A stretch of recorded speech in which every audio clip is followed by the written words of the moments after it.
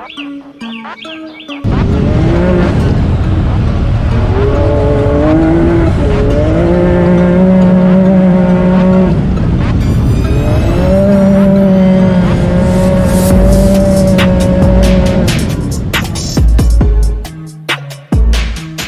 this video, I'm going to show you how to install the Shock Therapy race rack, and I want to give you guys my first impressions. So that was my first real legit rip with the new race rack installed. Prior to installing this race rack, this vehicle, this Can-Am X3 Max, is amazing over the whoops. Lots of comfort. The way that the valving and the springs have been set up by Shock Therapy, I feel like it rides like a Cadillac.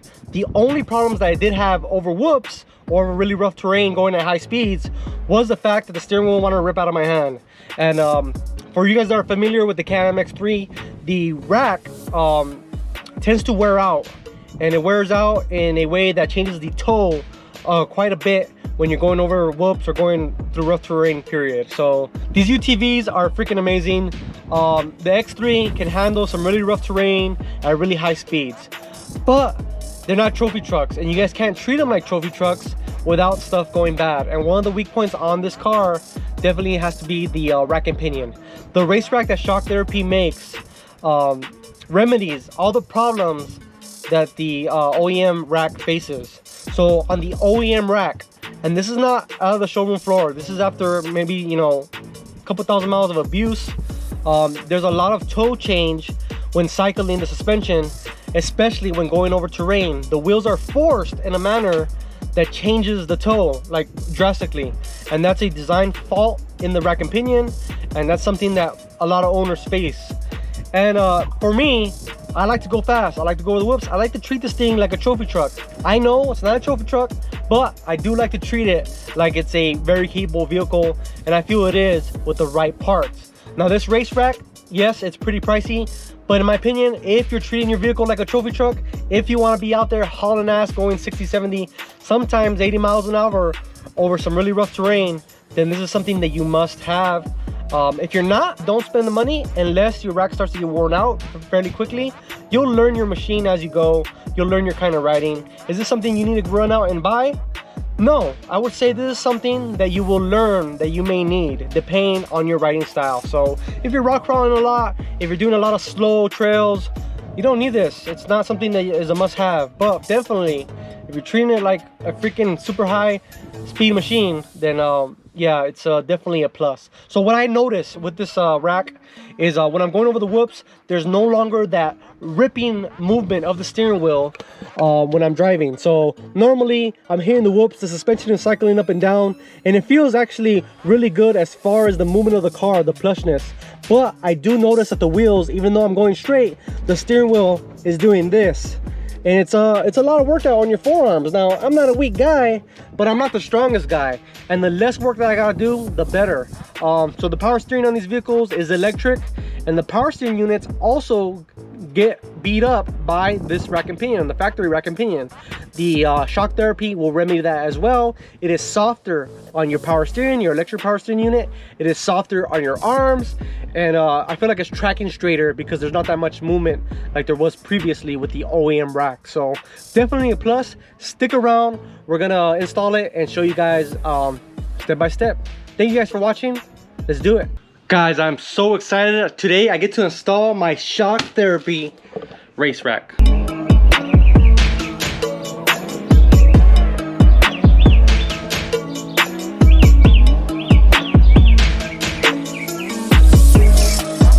Alright guys, tools you're gonna need for the job.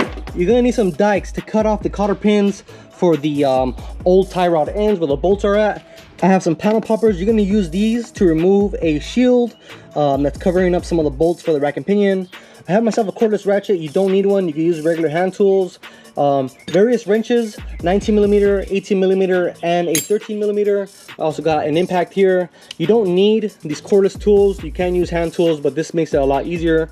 A 3/8 extension, a 19mm to get off your wheels, an 18mm to get off the bolts for the rack and pinion, as well as a shorty, because that's going to help a lot, and a 13mm socket and wrench to get off your eye shaft, bolt, and nut. I might be missing a couple tools, forgive me. Now when you're shopping for your shock therapy rack and pinion, they do have different options for tie rods. Now if you already have the bump steer delete kit, like the one that I have, you're no longer going to be able to use the actual rod. You can use the Heim and the spacers for the bump steer delete, that is fine, and you can option just to purchase the rods, which is great.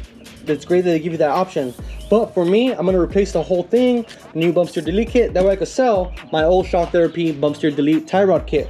So these are the new tie rods. They are much longer because the design of the rack and pinion is very different than the one of the OEM. So if I put this side by side with the old one, it's a lot longer and you cannot use your old tie rods. With your new tie rods, you're gonna get some new spacers for your bump steer delete, which is great. Some new cotter pins for the ends of the tie rod bolt and nut that goes through the hub. That's great. And they also give you this spacer that you're going to use on the passenger side for the lower bolt, and that's to space out the bolt so you have enough thread to tie down your bolt. Last but very important is these washers that they give you. These are going to be used to space out your rack and pinion, just in case you have a little bit of flex in your cage or your frame, excuse me, because not all the frames are made the same and they're not all made perfectly from Can-Am. So you may need that, and I'll show you guys that in just a second. And obviously you get the rack and pinion in the box. Now let's jack up the car, put some jack stands, remove the wheels, and we can start removing the tie rods so we can remove the old rack and pinion.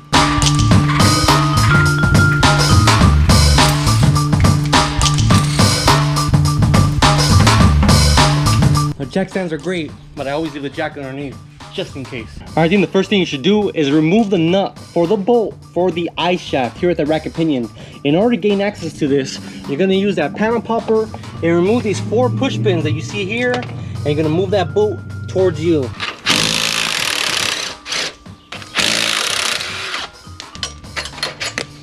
Now that the tie rods are pretty much loose, we can remove the bolts for the rack and pinion.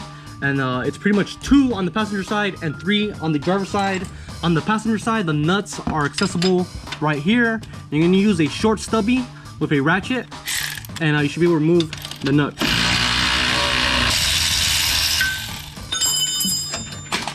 Make sure to save the old hardware because we're gonna reuse all this. The driver's side is pretty much the same thing, except you're gonna use the wrench on the bolt side, and the nut side, you're gonna have to gain access from the inside and just use the impact with a long socket, and you should be able to get that off. All right guys, the rack and pinion is now loose. I have all the nuts out, and the only thing left to do is remove the bolts on the driver's side. The only problem with that is I can't remove them because the upper A-arm is in the way. And in order to remedy that, is you're gonna have to put the wheels back on, put this vehicle back on the ground so the arms move up, and you can slide these bolts out. So that's what I'm gonna do now. That's not something you see every day.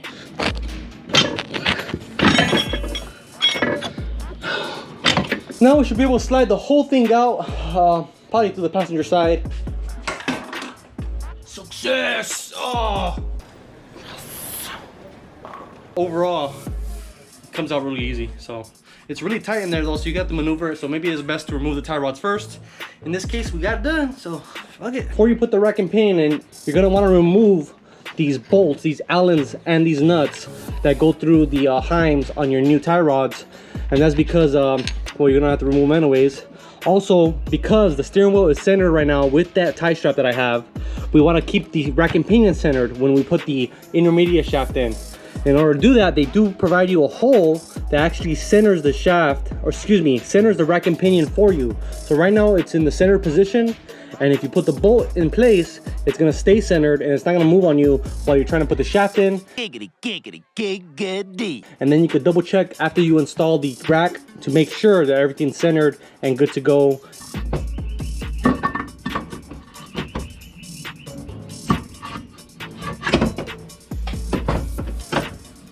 Remember, right now that the rack and pinion is loose, we should be able to position the shaft back on to the rack. Now there's 3 of these bolts. 2 of them are longer than the other. The shortest one actually goes to the outer position of the rack. Position those in place at least. You're also gonna have to put that plate in between the rack and pinion and the frame. All right, so all the bolts are in position. The plate in the middle is in position, and the shaft, I had a little bit of a hard time trying to get that onto the rack or onto the pinion.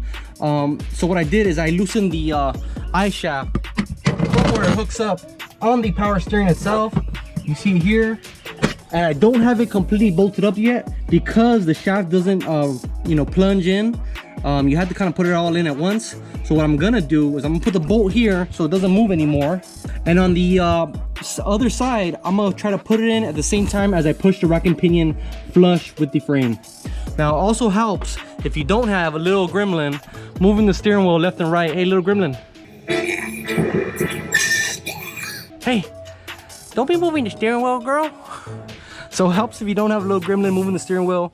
But all you gotta do is position this onto the you know, shaft side of the power steering unit, and then push the rack and pinion towards the frame.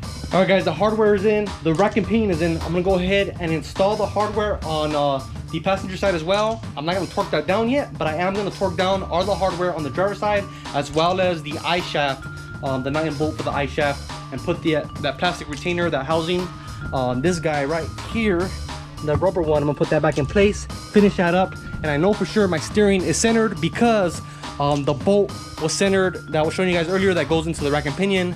Once you remove that, you can move the steering wheel freely, but before you remove that, make sure everything is nice and aligned. If you need to, you can actually rotate the shaft one spline, one tooth on the spline of the pinion on the rack and pinion, and put it back down, and that will help you, you know, align your steering wheel. All right, guys, the rack and pinion is tying down from the driver's side and torqued. As you can see, there is a gap between the rack and pinion and the frame. This is because the frame is not perfectly straight. Whether it's tweaked because it's tweaked from, you know, maybe a hard hit, or it just came from the factory that way.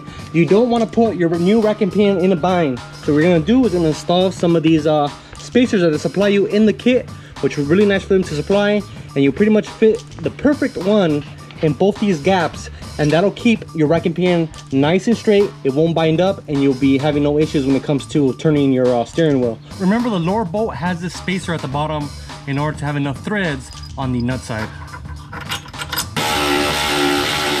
All right, guys, believe it or not, there is a left and a right. It actually doesn't matter where you put them at on the vehicle, but one side will have the lettering one way, and the other side will have the lettering the opposite way, so you can have them both the same way. Now on the ends, they look identical, but as you can see, on one end there's a machine little line. They don't specify on which side that's supposed to be on. I guess it doesn't matter. I'm gonna put them going outwards, so that way the shock therapy points forward. So it doesn't really matter, I guess, but it is a nice little detail. All right, guys, to install the tie rods, you're gonna want to turn the rack and pinion all one way in order to install the tie rods a lot easier. Now we gotta torque that down up there, but we're gonna go ahead and install the tie rod here at the hub end.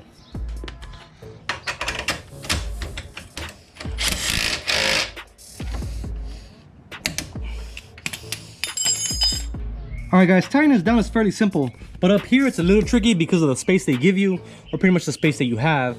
But you're pretty much gonna reach in there with an Allen and torque that down. The opposite side, this skinny nut that they provide you is a 19mm. Hold that side with a wrench and tying down the other side, and let's see if we can do it. I torqued down that bolt and nut as much as I could. I couldn't fit the torque wrench in there, but I'll revisit it once the suspension is down on the ground. So I'm gonna do the other side and get these tie rods on and the wheels on too.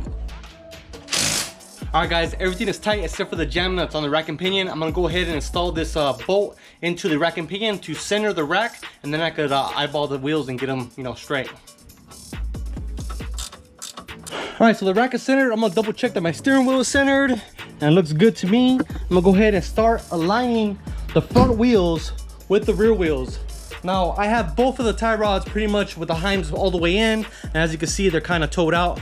And it's pretty simple. We'll make the rods longer on both ends, and we'll align them with the rear wheels. So let's do it. All right, guys, that looks a whole hell of a lot better. Let's check this side. All right, I'm happy with the alignment, but if you want to get it precise, a little bit more precise, obviously, I still recommend you guys take this to alignment shop. Lasers are a lot, you know, straighter, smarter, and accurate than you are. But you can measure the width of the front of the tire. As you can see here, we're about 45 3/4. If I measure the back, ideally you would want it at 46 inches flat. You want the front to be a 1/4 inch towed in than the rear. I'm talking about the rear of these front wheels. So pretty much what the wheel should be doing, it should be 1/4 inch towed in like that. And that'll help you track straight. So I'm gonna go ahead and tie down these jam nuts, and that'll be it for this install. Thanks for watching. See you guys next time. Peace out. Bye bye. Stay dirty.